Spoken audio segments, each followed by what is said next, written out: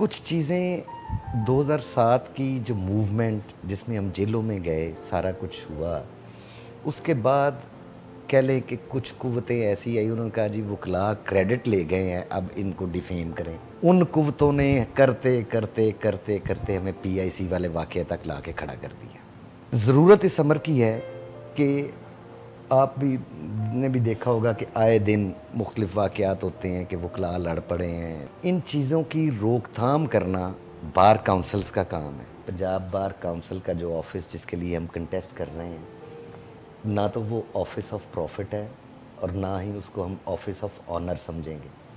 ہم نے تو وہاں جا کے خدمت کرنی ہے اپنی کمیونٹی کی۔ جس طرح لاہور ہائی کورٹ سے سیشن کورٹ اور ایوان عدل تک ایک شٹل سروس چل رہی ہے، ہم کوشش کریں گے کہ اللہ تعالیٰ ہمیں توفیق دے کہ ہم اپنے لائرز کمیونٹی کے لیے پرٹیکولرلی فار دا لیڈیز کوئی لاہور کے اندر کوئی اس طرح کا کوئی ٹرانسپورٹ کا نیٹ ورک بنائیں۔ میں سب سے پہلے رانا ذوالفقار علی خان صاحب سے ریکویسٹ کروں گا کہ آپ اپنا تھوڑا سا تعارف پیش کریں۔ ڈاکٹر صاحب، میں لاہور کے بالکل قریب ڈسٹرکٹ شیخوپورہ کا ایک گاؤں ہے برج اٹاری، وہاں پر میں پیدا ہوا۔ میرے والدین کو شوق تھا کہ ہم نے اپنے بچوں کو پڑھانا ہے، اس لیے انہوں نے تھرو آؤٹ میری ایجوکیشن، ہم سارے بہن بھائیوں کی ایجوکیشن لاہور میں کی، اور میں اپنی فیملی کا، ہم 5 بھائی ہیں 2 بہنیں، اپنے گھر میں سب سے کم پڑھا لکھا میں ہوں، B A L L B, I am simple. اور جیسے میں نے بتایا کہ میری تھرو آؤٹ ایجوکیشن لاہور کی ہے۔ گورنمنٹ کالج لاہور سے میں نے گریجویشن کی، پھر میں نے پنجاب لاء کالج سے 1992 میں، جب 2 سال کا ایل ایل بی ہوتا تھا نا جی، ایف ای ایل اور ایل ایل بی، تو میرا سیشن تھا 1992، اس وقت میں نے لاء پاس کیا، اور اس کے بعد سے میں اسی پروفیشن میں ہوں۔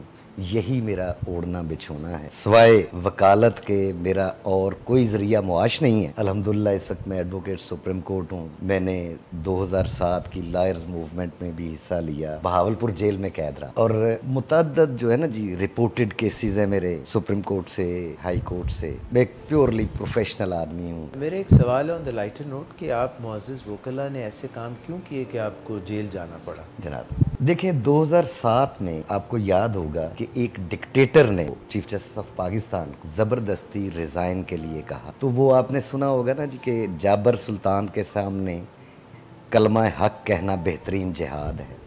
تو اس وقت کے چیف جسٹس صاحب نے وہ کلمہ جہاد بلند کیا، اور اس کلمہ جہاد کو لے کر ہم وکلاء بھی پھر سڑکوں پر نکلے۔ ہم نے کوئی جرم نہیں کیا تھا، ہم اپنے حقوق کے لیے اس ملک میں ریسٹوریشن آف جوڈیشری، جو کہ تمام ججز کو معطل کر دیا گیا، ان کو نظر بند کر دیا گیا، قید کر دیا گیا، تو وہ ہم نے ایک موومنٹ چلائی۔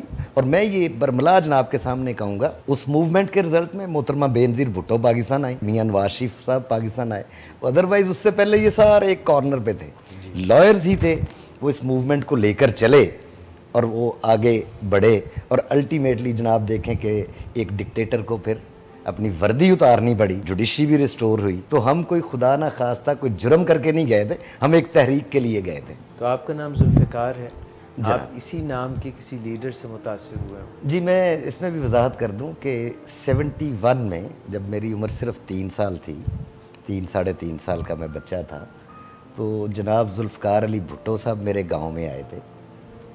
تو مجھے یہ شرف حاصل ہے کہ میں نے اپنے گاؤں میں ان کو پھولوں کا گلدستہ پیش کیا تھا۔ میرے والدین نے میرا نام رکھا تھا ذوالقرنین۔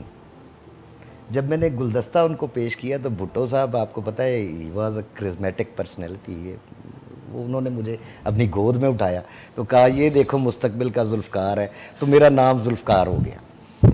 وہ اس طرح سے میرا نام ذوالفقار 71 سے پھر میں ذوالفقار کے نام سے ہی ساری تھرو آؤٹ ایجوکیشن میرے ڈاکومنٹس میں وہی نام پھر چلا ہے۔ جب ہم آئے تھے تو ہمارے ایک پروفیشن کی ایک لیگزی ہے جو کیری کر رہے ہیں، ایک پروفیشن کا ایک ہسٹری ہے کہ اس نے بطور کمیونٹی معاشرے کو لیڈ کیا۔ جو میرا کویسچن ہے، اب آپ کو الیکٹ کر کے ہم بھجوا رہے ہیں کہ معاشرے میں اس وقت جو ہمارا امپریشن ہے ایز کمیونٹی بہت نیگیٹو ہو چکا ہے، تو بطور بار کونسل اب اس کے لیے کیا حل ہے کہ ہم معاشرے کے اندر اپنی وہ مثبت تصویر جو ہے اس کو واپس لا سکیں؟ مڈ 90s میں جب میں اس پروفیشن میں آیا تو میں نے یہ دیکھا کہ وکلاء کی واقعی معاشرے میں بہت زیادہ آنر اور ڈگنیٹی تھی۔ میں آپ کو میں نے یونیفارم پہنی ہے, میں روڈ کراس کرنے لگا ہوں, کین یو بلیو می کہ گاڑیاں رک جاتی تھیں, وکیل صاحب آپ گزریں. کچھ چیزیں 2007 کی جو موومنٹ جس میں ہم جیلوں میں گئے, سارا کچھ ہوا, اس کے بعد کہہ لیں کہ کچھ قوتیں ایسی آئی, انہوں نے کہا جی وکلا کریڈٹ لے گئے ہیں, اب ان کو ڈیفیم کریں. ان قوتوں نے کرتے کرتے کرتے کرتے ہمیں PIC والے واقعہ تک لا کے کھڑا کر دیا. ضرورت اس امر کی ہے کہ آپ بھی نے بھی دیکھا ہوگا کہ آئے دن مختلف واقعات ہوتے ہیں کہ وکلا لڑ پڑے ہیں. ان چیزوں کی روک تھام کرنا بار کاؤنسلز کا کام ہے. بنیادی طور پہ لاء کالجز کی سپروائزری کمیٹی جو ہے وہ پنجاب بار کاؤنسل ہے, ہونی چاہیے, ہے ہونی نہیں چاہیے, یہ ہے. اور اس میں انفارچونیٹلی پچھلے 5-7 سال میں کوئی کسی قسم کا کام نہیں کیا گیا. ہوا یہ کہ جو پرائیویٹ کالجز تھے انہوں نے 600 بچوں کی ایک کلاس, ایک سیکشن بنایا اور بلک میں بھیج دیے. لاء کالجز میں یہ ہو رہا ہے کہ پیسے دیں. اب قدرے بہتری آ گئی ہے, جو سپریم کورٹ کی ججمنٹ آئی اس کے بعد کافی حد تک بہتری آ گئی. اب یہ کیا کرتے تھے, صرف پیسے لیے, حاضریاں لگائیں, اینڈ پہ گیس دیا اور 2-3 گائیڈز دیں, یہ لیں پڑھیں اور جا کے پاس ہو جائیں. لاء کالجز نے لیگل ایجوکیشن کی طرف توجہ نہیں دی, صرف پیسہ کمانے کی طرف توجہ دی, اور لیگل ایتھکس بچوں کو نہیں سکھائے گئے, جس کی وجہ سے کچھ چیزیں ایسی آئیں.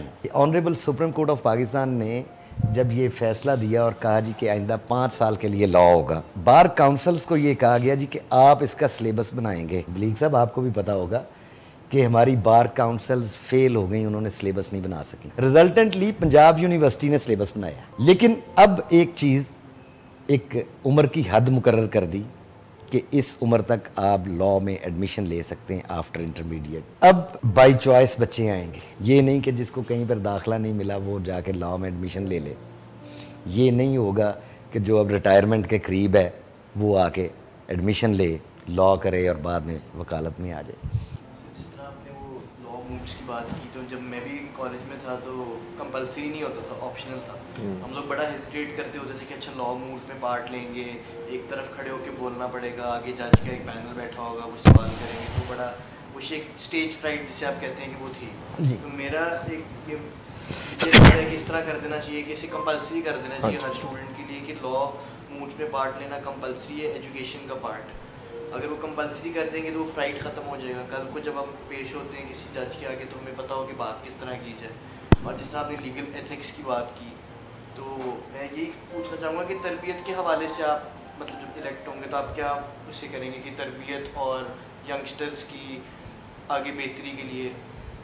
جی میں ایک تو ساتھ ماشاء اللہ آپ نوجوان ہیں, میں گزارش کروں کہ پنجاب بار کاؤنسل کا جو آفس جس کے لیے ہم کنٹیسٹ کر رہے ہیں, نہ تو وہ آفس آف پروفٹ ہے اور نہ ہی اس کو ہم آفس آف آنر سمجھیں گے.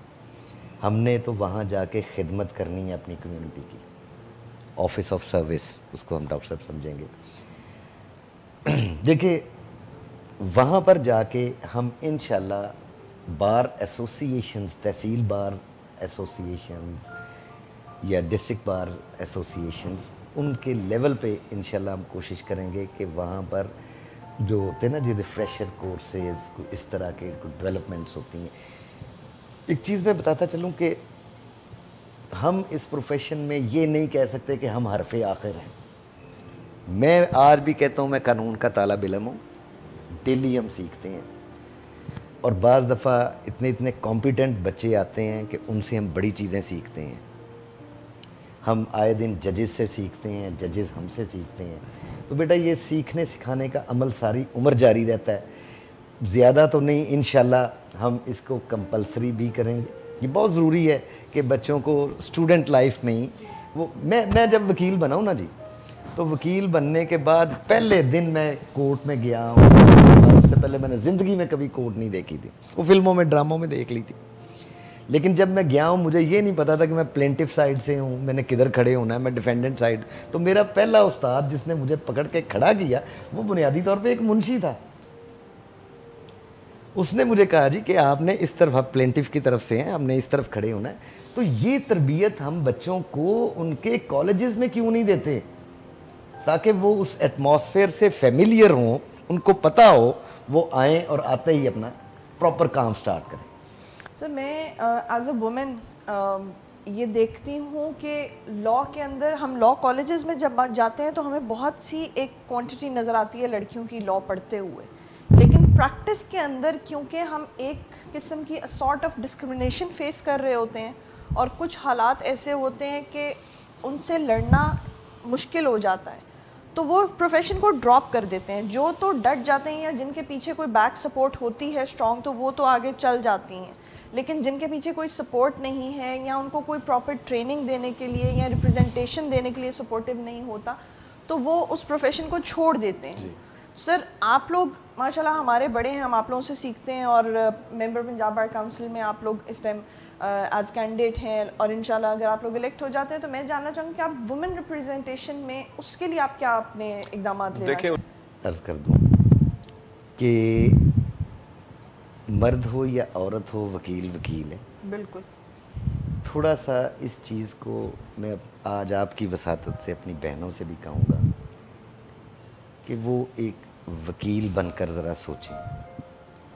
وکیل دوسرے لوگوں کے حقوق دلواتے ہیں, ان کے حقوق کے محافظ ہوتے ہیں, تو وہ اپنے حقوق بھی لے سکتی ہیں. اس پروفیشن میں دیکھیں خواتین میں کتنے بڑے بڑے نام پیدا ہوئے. جی. ربیہ قاری صاحبہ, آسمہ جہانگیر صاحبہ, حنا جیلانی, اس وقت ہمارے آنریبل لاہور ہائی کورٹ کی 2 ججز ہیں, محترمہ عالیہ نیلم صاحبہ ہیں اور محترمہ عائشہ ملک صاحبہ ہیں. تو یہ چیزیں, ایک چیز میں قرآن پاک کی ایک آیت کا حوالہ دوں گا کہ وَلَيْسَ الْإِنسَانَ إِلَّا مَا سَعَىٰ, انسان کو وہی کچھ ملتا ہے جس کی وہ کوشش کرتا ہے. جی. تو بیسیکلی جینڈر کی بنیاد پہ ڈسکریمنیشن ہونی نہیں چاہیے. بالکل. قطعاً اس بنیاد پہ کوئی نہیں. ہمارے جو خواتین وکلا ہیں وہ ہماری بہنیں ہیں, ہمارے لیے بہت بہت محترم ہیں, لیکن کچھ ایسی پرابلمز ہیں جس کو صرف ایک خاتون ہی سمجھ سکتی ہے, ان کو کوئی نہیں. میری مسز وکیل ہے الحمدللہ, میرے چھوٹی بہن بھی وکیل ہیں, اب میں اپنی بیٹی کو بھی لاء کروا رہا ہوں. تو یہ چیزیں جو ہیں کہ اب ہمیں اپنی ضرورت ہے سوچ بدلنے کی. بالکل ایسے ہم نے اس معاشرے کو آگے لے کر بڑھنا ہے. اب ہم یہ نہیں کہہ سکتے کہ اکیلا مرد جو ہے وہ چلائے اور عورت گھر بیٹھی رہے. نہیں, اب پراپر جو ہے ایک ساتھ مل کر ہم چلیں گے تو انشاءاللہ ہم ترقی کی طرف گامزن ہوں گے.